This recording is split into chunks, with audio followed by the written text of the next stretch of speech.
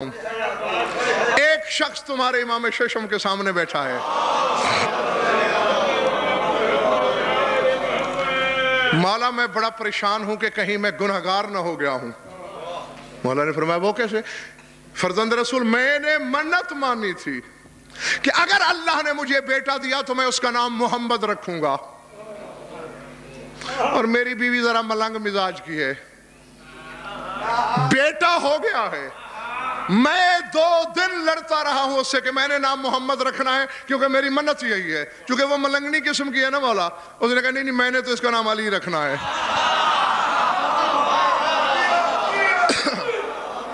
اب میں نے کہا اگر تو نے محمد نہ رکھنے دیا تو میں تمہیں گھر سے نکال دوں گا۔ اس نے کہا تو مجھے کیا نکالے گا؟ اگر تو نے مجھے علی نہ رکھنے دیا تو میں خود تیرے گھر سے نکل جاؤں گی۔ تو مولا اب چونکہ عورت تھی، میں اس کی تریا چلتر سے جیت نہیں سکا، تو اس نے بچے کا نام علی رکھ دیا ہے، اور وہ علی علی کے نام سے پکارا جاتا ہے، وہ اسے علی علی پکارتے ہیں، اور میرا دل دھک دھک کرتا ہے کہ میں کہیں منت کے ترک کے جرم میں قیامت والے شر مستطیر کی زد میں تو نہیں آؤں گا۔ مولا نے تکیے کی ٹیک چھوڑ دیا اور مسکرا کے فرمایا اما تعلم ان محمدن ہوا علی و ان علی ہوا محمدن، تو جانتا نہیں محمد ہی علی ہے، علی ہی محمد ہے، ہمارا پہلا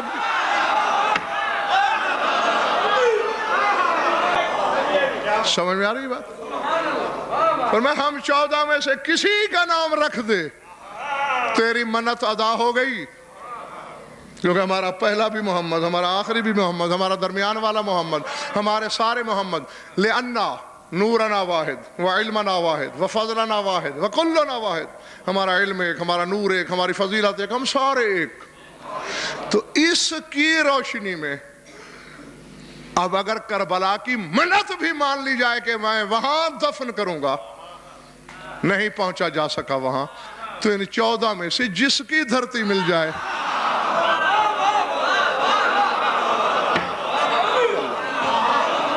اللہ ہے۔ ہاں تو میں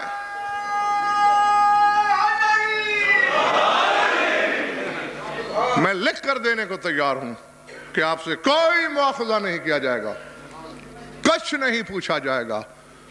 ویسے بھی ہاں یہ ضرور ہے کہ اگر سہل العمل ہے وصیت آپ کے لیے تو کیجئے، یہ آپ کے باقیات الصالحات میں سے ہے، یہ آپ کی نافلہ نیکیوں میں شمار ہوگی، ورنہ یہ بات تو طے ہے۔ مجھے عزیزم شوکت ایک واقعہ یاد آ گیا ہے بے ساختہ، تو میں چاہتا ہوں کہ مومنین کو سناتا جاؤں۔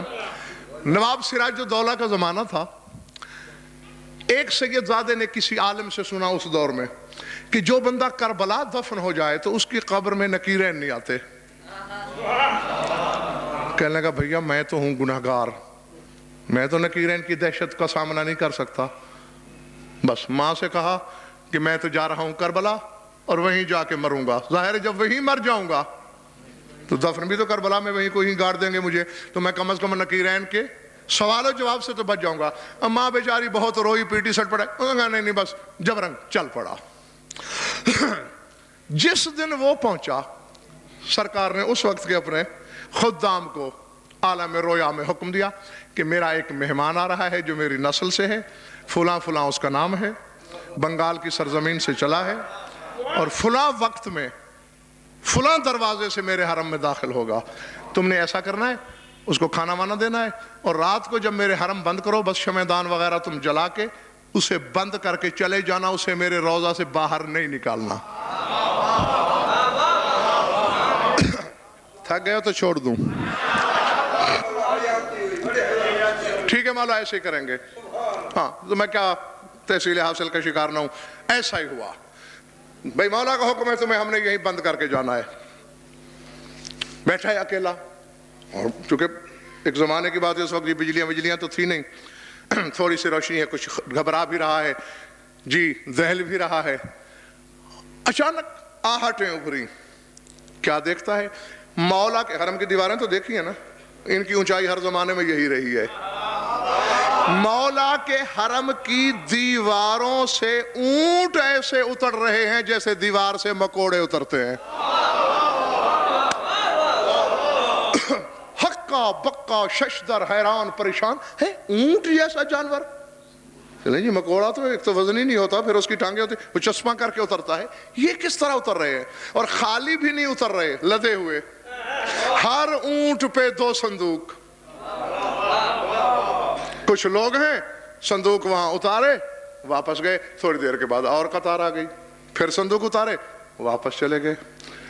جب وہ چلے گئے ڈرتے ڈرتے آگے بڑھا, دیکھوں تو ان صندوقوں میں ہے کیا. جس صندوق کو بھی کھولتا ہے میت, جسے کھولا میت. عجیب راز ہے یہ, نہ کوئی ان کا وارث نہ کوئی والی, ایسے چھوڑ کے چلے گئے. کون دفنائے گا انہیں, کون قبریں بنائے گا ان کی.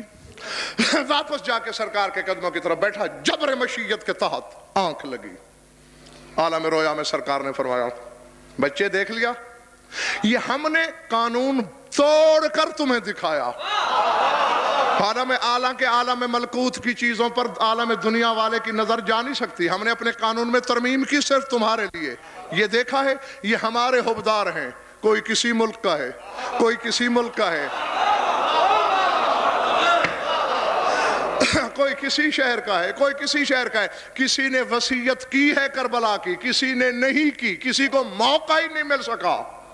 ان للہ ملائکۃ نقالۃ, فرشتوں کی ایک جماعت ہے جن کا نام ہی نقالہ ہے.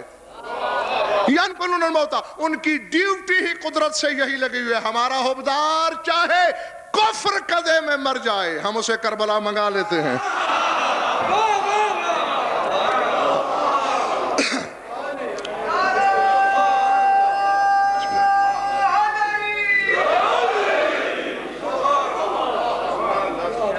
تمہاری ماں بیچاری پریشان ہے, وہ رو رہی ہے, واپس چلے جاؤ. جب تو مر جائے گا ہم تمہیں بھی اسی طرح منگوا لیں گے.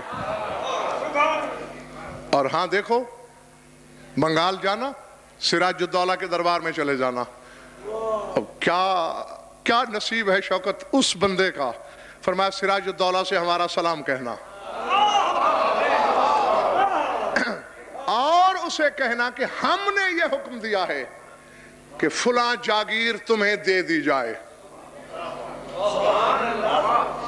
مولا وہ بادشاہ ہے, اول تو اس کے دربار تک رسائی بھی ایک مسئلہ ہے. چلیے میں کسی طرح گرتا پڑتا پہنچ ہی جاؤں, وہ مانے گا کیوں میری بات کو؟ کوئی نشانی میرے دعوے کی صداقت کے لیے. فرمایا تنہائی میں جا کے اسے ملنا, اور ہماری طرف سے نشانی کے طور پر یہ 2 شالہ اسے دکھا دینا. اب خواب میں مولا نے 2 شالہ دیا, اس نے خواب میں ہاتھ بڑھایا, انگلیوں سے کوئی چیز ٹکرائی, آنکھ کھولی تو 2 شالہ ہاتھ میں تھا. اللہ اللہ اکبر. ہاں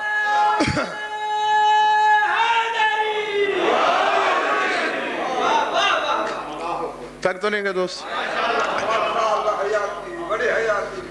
دیکھا خواب کی صداقت پہ مزید یقین ہو گیا. طے مراحل کے بعد بنگال پہنچا, بڑی مشکل سے. بہرحال پھر لمبی کہانی ہے, میں وقت ضائع نہ کروں. کہا حضور مجھے تنہائی میں آپ سے کچھ کہنا ہے. مولا نے سلام کہا ہے آپ کو, اور ساتھ ہی فلاں جاگیر میرے نام منتقل کرنے کا حکم دیا ہے. اس نے کہا جاگیر کی کیا بات ہے, پورے تخت و تاج کا مالک اکبر کا بابا ہے, وہ سارا اس کی جوتیوں پہ نچھاور کر سکتا ہوں, لیکن کوئی نشانی کوئی علامت کہ ہاں بادشاہ سلامت, مجھے بھی پتا تھا کہ آپ مجھ سے یہی پوچھیں گے. تو مولا نے نشانی کے طور پر یہ 2 شالہ دیا ہے.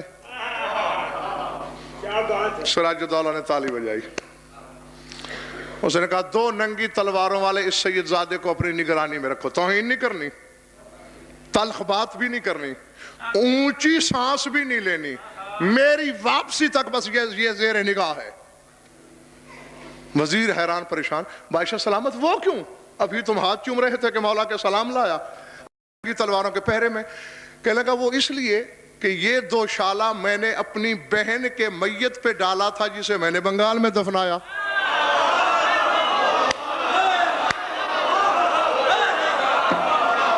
اللہ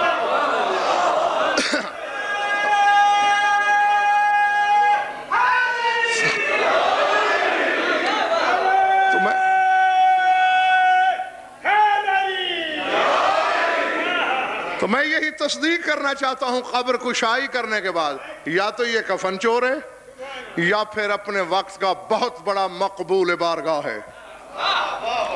اور یقین کیجئے جب جا کے قبر کو کھولا تو وہاں ایک دشمن اہل بیت نظر آیا۔ اس وقت میرے مولا کی بات کی سچائی عملاً سب کے سامنے آ گئی کہ واقعی ارض خبیث میں مومن دفن ہو جائے تو کربلا چلا جاتا ہے، اور ارض طیب میں کوئی منافق دفن ہو جائے جی اللہ اکبر، ہاں تو جو بھی ارض طیب میں دفن ہو جائے پھر وہ وہاں نہیں رہتا، تبدیل ہو جاتا ہے۔